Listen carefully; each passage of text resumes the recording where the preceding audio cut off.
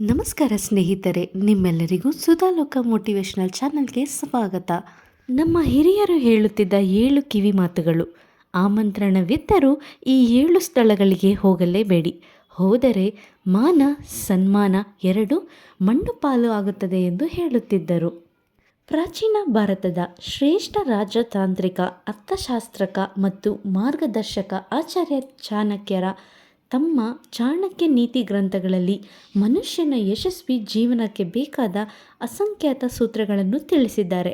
ಇಂದಿನ ಆಧುನಿಕ ಯುಗದಲ್ಲಿ ಅವರ ಮಾತುಗಳು ಅಕ್ಷರಾಂಶ ಸತ್ಯವಾಗಿವೆ.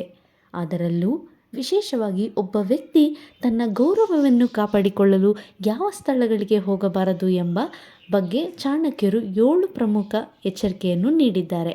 ಮೊದಲನೆಯದು, ಸ್ವಗೌರವಕ್ಕೆ ಧಕ್ಕೆ ತರುವ ಅವಮಾನದ ಸ್ಥಳ.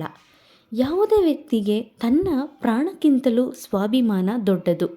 ಚಾಣಕ್ಯರ ಪ್ರಕಾರ ಎಲ್ಲಿ ನಿಮ್ಮ ಘನತೆ ಬೆಲೆ ಇಲ್ಲವೋ, ಎಲ್ಲಿ ನಿಮ್ಮನ್ನು ಕೀಳಾಗಿ ಕಾಣುತ್ತಿದ್ದಾರೋ ಅಂತಹ ಸ್ಥಳಕ್ಕೆ ಆಹ್ವಾನವಿದ್ದರೂ ಹೋಗಬಾರದು. ಒಮ್ಮೆ ನಾವು ನಮ್ಮ ಸ್ವಾಭಿಮಾನವನ್ನು ಬಿಟ್ಟುಕೊಟ್ಟರೆ ಸಮಾಜದಲ್ಲಿ ನಮ್ಮ ಅಸ್ತಿತ್ವವೇ ದುರ್ಬಲವಾಗುತ್ತದೆ. ಎರಡನೆಯದು, ಅನಗತ್ಯವಾದ ವಿವಾದಗಳು ನಡುವೆಯೂ ತಾಣ. ಕೆಲವು ಕಡೆಗಳಲ್ಲಿ ಜನರು ಸತ್ಯವನ್ನು ಒಪ್ಪುವ ಮನಸ್ಥಿತಿಯಲ್ಲಿರುವುದಿಲ್ಲ. ಬದಲಾಗಿ ಕೇವಲ ವಾದಕ್ಕೋಸ್ಕರ ವಾದ ಮಾಡುತ್ತಿರುತ್ತಾರೆ. ಇಂತಹ ಸ್ಥಳಗಳಲ್ಲಿ ನಮ್ಮ ಮಾನಸಿಕ ಶಾಂತಿಯನ್ನು ಕೆಡಿಸುತ್ತವೆ.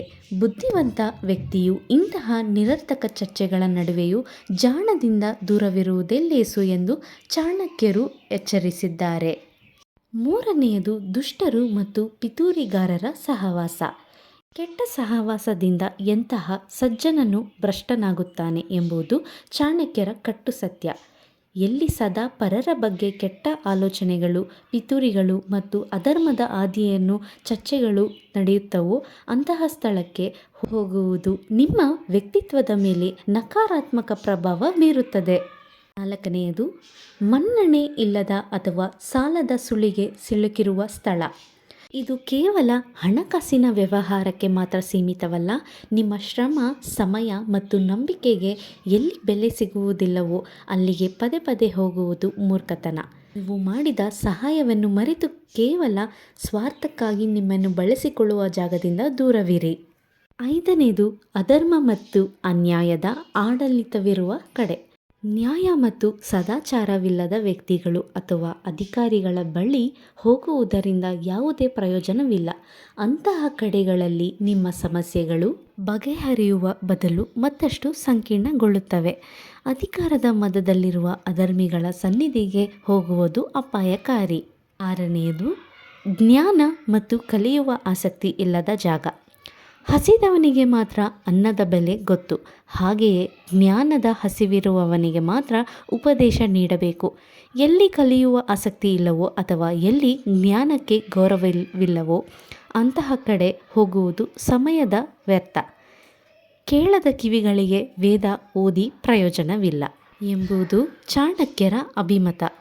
ಕೊನೆಯದಾಗಿ ಏಳನೆಯದು, ಸ್ವಾರ್ಥಿ ಸಂಬಂಧಿಕರ ಮತ್ತು ಮಿತ್ರರ ಮನೆ. ಕೆಲವು ಸಂಬಂಧಗಳು ಕೇವಲ ಅಗತ್ಯವಿದ್ದಾಗ ಮಾತ್ರ ನಿಮ್ಮನ್ನು ನೆನಪಿಸಿಕೊಳ್ಳುತ್ತವೆ. ಕೆಲಸ ಮುಗಿದ ಮೇಲೆ ನಿಮ್ಮನ್ನು ಕಡೆಗಣಿಸುವ ಇಂತಹ ಸ್ವಾರ್ಥಿ ನೆಲೆಗಳಿಗೆ ಹೋಗುವುದರಿಂದ ಮಾನಸಿಕ ನೋವು ಉಂಟಾಗುವುದು ಖಂಡಿತ. ನಿಮ್ಮ ಭಾವನೆಗಳಿಗೆ ಸ್ಪಂದಿಸಿದ ಜಾಗಕ್ಕಿಂತ ಏಕಾಂತವೇ ಲೇಸು. ಸ್ನೇಹಿತರೆ, ಚಾಣಕ್ಯರ ಜೀವನ ಪಾಠ ಎಂತಹದ್ದು ಗೊತ್ತಾ? ಆಚಾರ್ಯ ಚಾಣಕ್ಯರ ಈ 7 ಸೂತ್ರಗಳು ಸಾರಾಂಶವಿಷ್ಟೇ. ನಮ್ಮ ಜೀವನ ಮತ್ತು ಸಮಯ ಅತ್ಯಂತ ಅಮೂಲ್ಯ.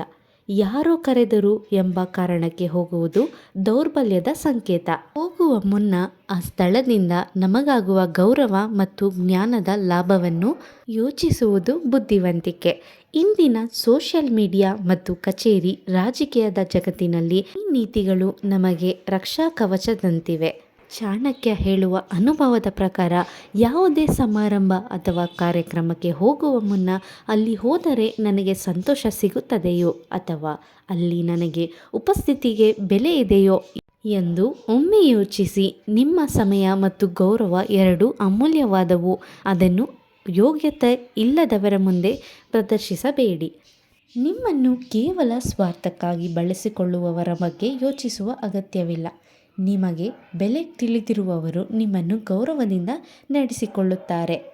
ವಾದ ಮಾಡುವುದರಿಂದ ದೂರವಿರುವುದು, ಅಂತಹ ಜಾಗದಲ್ಲಿ ಮೌನವಾಗಿರುವುದೇ ಲೇಸು. ಮೌನವು ಅನೇಕ ಅನಗತ್ಯ ಜಗಳಗಳನ್ನು ತಪ್ಪಿಸುತ್ತದೆ ಮತ್ತು ನಿಮ್ಮನ್ನು ಘನತೆಯನ್ನು ಹೆಚ್ಚಿಸುತ್ತದೆ. ಸ್ನೇಹಿತರೆ, ಕೇಳಿದ್ದಕ್ಕಾಗಿ ಧನ್ಯವಾದ.